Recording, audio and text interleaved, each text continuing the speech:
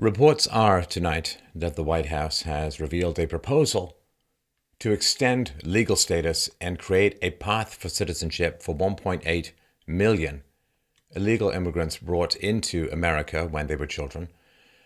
And that is the offer to the Democrats. And in return, the request is for $25 billion to help fund the wall, an across-the-board end to chain migration, and an end to the visa lottery program. Now, according to the proposal from the White House, it's about 17 years before chain migration actually ends. It's hard to imagine many of the senators will still even be alive, let alone in political power.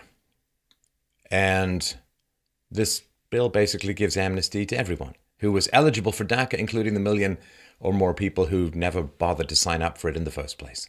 And of course, it means that the unlawful executive action pursued by Obama has borne the demographic fruit that they prefer, which is, of course, that the vast majority of Hispanics, of Mexicans, vote for the left. And they're just importing voters because they can't convince Americans of their policies. It is cheating, and it is a democracide in many ways. Now, this is a huge gift and a win for the left, which means that they're going to hysterically spurn it and screw it up. And maybe that's the point. I don't know. It's hard to tell in this rotating carousel of political whodunit that's going on in the world at the moment. But the response from some groups has been predictably hysterical. Greisa Martinez Rosas, she's the Advocacy Director for United We Dream, I think it's a woman, and one of the potential beneficiaries of the DREAM Act, has said, "Let's call this proposal for what it is, a white supremacist ransom note." Let us be clear, she said. Any politician who backs up this ransom note is enabling Trump and Miller's white supremacist agenda. So just so everyone's clear, this is the reality if you're white in America. If you're white in the rest, here's the reality. If diversity continues to work the way that it's been working, you will never, ever stop being called a racist, a fascist, a neo-Nazi, a white supremacist, you name it. This will never, ever stop. See, here's the way that it works from a moral, logical standpoint. On the one hand, you see, the Mexican children brought over illegally by their parents get to keep citizenship. Though their parents committed a crime, they get to keep the proceeds of that crime. Although, of course, if you're Bernie Madoff's kids, you don't get to keep the proceeds of his crimes. So children, you see, are not at all morally responsible for the direct criminal activities of their parents. Not at all responsible, and in fact should be rewarded. On the other hand, the 3 or 4% of white people in America who owned slaves 150 years ago, well, every white person is responsible for that tiny sliver of possible ancestors a century and a half ago. See, that's the way it works. And just in case you're having trouble following the moral logic. Got it?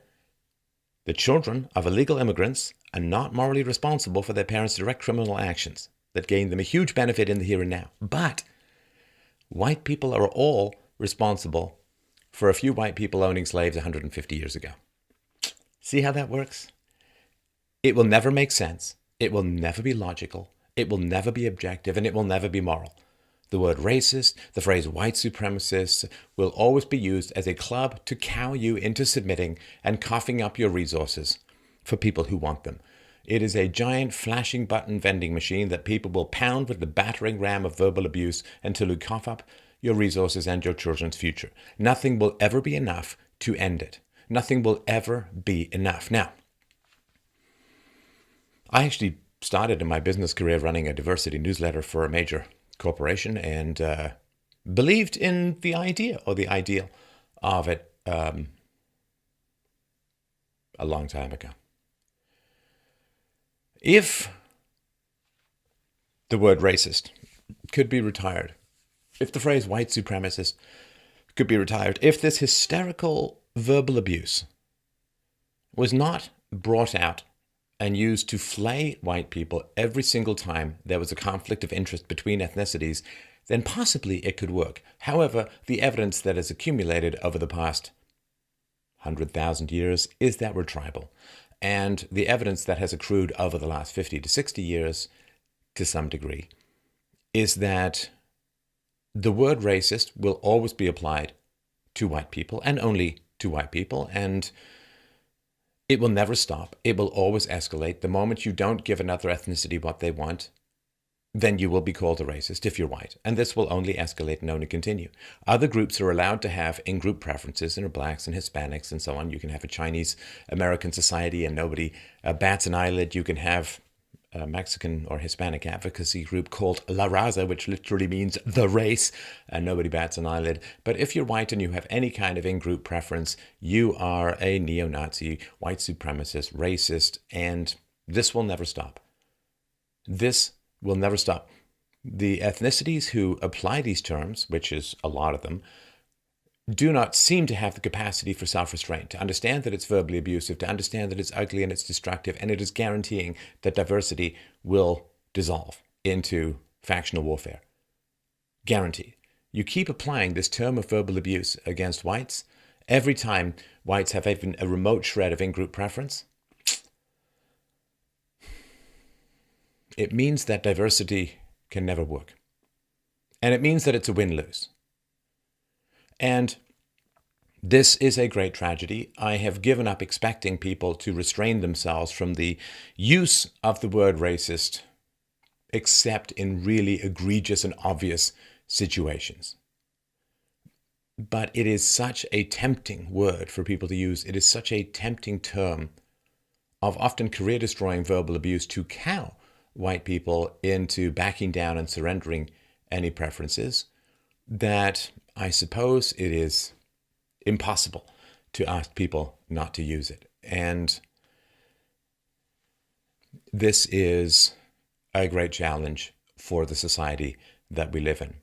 I cannot tell you the contempt that I feel for people who use the word racist loosely, for people who use the word white supremacist, for people who are trying to enforce the laws of their own country. You understand. Mexico has something in its constitution which says you can't mess with the demography of the demographics of Mexico. You try illegally immigrating into Mexico, you get prison sentences, you are banned from the country. It is very strict and very strong. And if the enforcement of the laws of America is opposed with white supremacist, then it is hard to imagine how there's any such thing as a country. Of course, if this goes through, then chain migration will continue. There'll be all these hardship exemptions. The courts will overturn it. See, I mean, this is the basic plan, you understand, of the Democrats, right? Is to say, well, we'll give you what you want later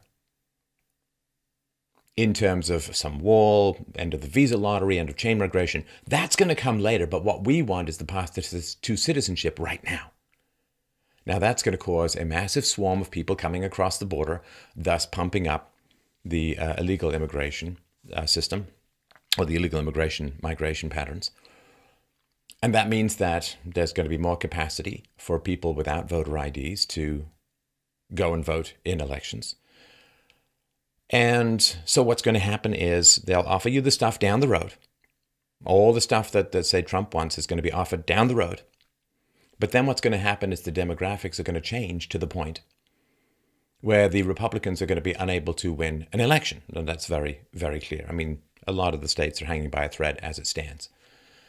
So the left says, we'll offer you what you want down the road. You give us what we want now, and we will start basically tilting the election as it stands. Now, once they can tilt the election and get themselves elected, then they're simply never going to deliver on what they have offered to the Republicans, or they're simply going to repeal the laws that have been put in place. Walls can be torn down, restrictions on immigration can be torn down, more paths to citizenship can occur, and you get a swarm of people coming in from Central and South America.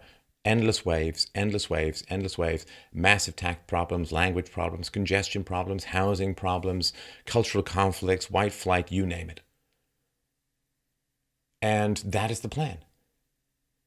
Let us alter the demographics now, and we'll never need to fulfill on the promises we made. It's not even that subtle a plan. Donald Trump's a very smart man. Let's find out if he falls for it.